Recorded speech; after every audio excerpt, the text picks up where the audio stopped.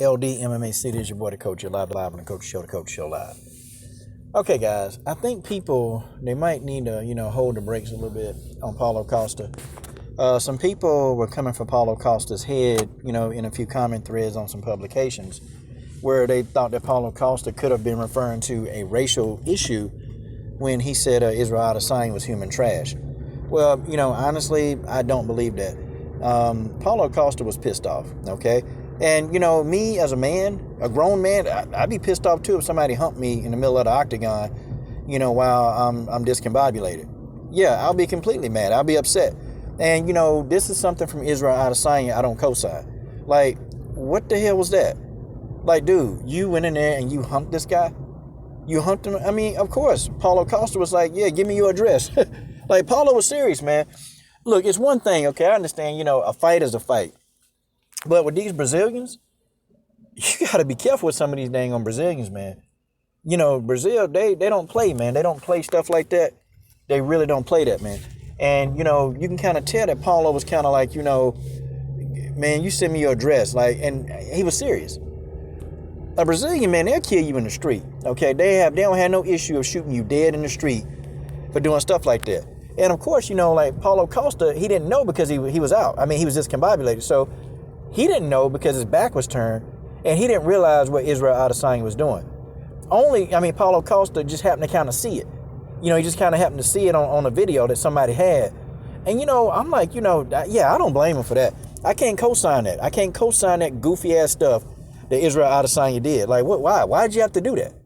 You already beat the man. You already knocked him out.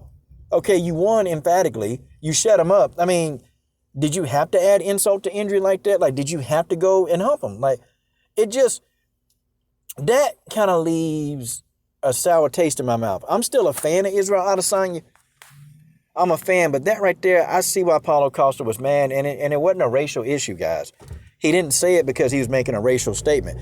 And I just think some people, sometimes, they say everything is about race. It's not, he called him human trash. Okay, I would have called him a whole lot more than that if he'd have humped me in the middle of an octagon. And Paulo Costa like, man, I will kill you. He told him, he said, I'll kill him. They don't play, man. They don't play. See, in an octagon and a street fight is different, man. And I keep telling people that. Okay, if you fight somebody on the street, the situation is different. And Paulo Costa, he come from them streets, man. Paulo Costa come from one of the worst parts of Brazil. Okay, this guy didn't have a silver spoon in his mouth. This man understand, how to deal with the street. He understand that. And when he see Israel Adesanya, he ever catch him in the street, man, look, it like as Michael Jai White would say, it might get interesting. Okay, but Paulo Costa was 100. Okay, when he said that he give him his address, he'd kill him. He's 100 about that. Okay, now when you make an enemy like that, okay, when you do that kind of enemy, that could be bad, man. And Israel Adesanya, man, sometimes you can't do what you want to do and then think that the person that you're doing that to, like, they're not going to retaliate. Of course, he's going to retaliate. And this is something that, in Brazil, this is something they don't forget about. They don't forget this kind of stuff, man. Like, for example, Colby Covington, the stuff that he said in Brazil, if that man show his face in Brazil, they're going to kill him, okay? Point blank. They're going to get him. And I'm going to tell you, man, see, in Brazil, things happen, man. They can get rid of you. They can do something to you and make you disappear. And you'll be an afterthought. Ain't nobody going to come looking for you in Brazil. Think about it. Do you know how many murders happen in Brazil that, the police, they don't solve these murders? They don't even make an attempt to solve murders in Brazil. Why? Why? Because you got the same cops, working for the people that's doing the killing. Okay, the police, the government don't run things in Brazil. Y'all got to understand that. The government they don't run nothing in Brazil. Okay, it's the people, it's the drug dealers, it's all the other people, like, they run Brazil. And the faster people understand that, you'll know. Okay, they run Brazil. And even some fighters, they got some of those Brazilian thug types, they got some of those Brazilian gangs that's backing some of these fighters. Folks, I kid y'all not. Go to Brazil and pop off at the mouth or do something crazy like that to a Brazilian. You know what, man? I kind of wish Israel Adesanya wouldn't have did that. I kind of wish he wouldn't have did it, man. I just, it really takes away from the victory that he had. It was a masterful performance, man. But I mean, you got people defending, him. I'm defending the man. I'm defending the man, for using steroids. I'm defending him because I don't think he was on steroids. I think these people, they just trying to hate because he actually won.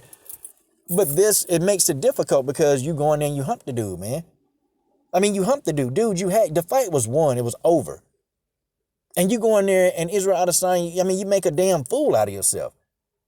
I mean, you make a fool out of yourself, man. Y'all remember this when Adrian Broner did that to Marcos Maidana? And Marcos Maidana got him back, though. It was funny. But Adrian Broner did that to Marcos Maidana. It just made him look like a fool. Like, why do fighters do that? Have y'all known, like, why do people do that? It's okay.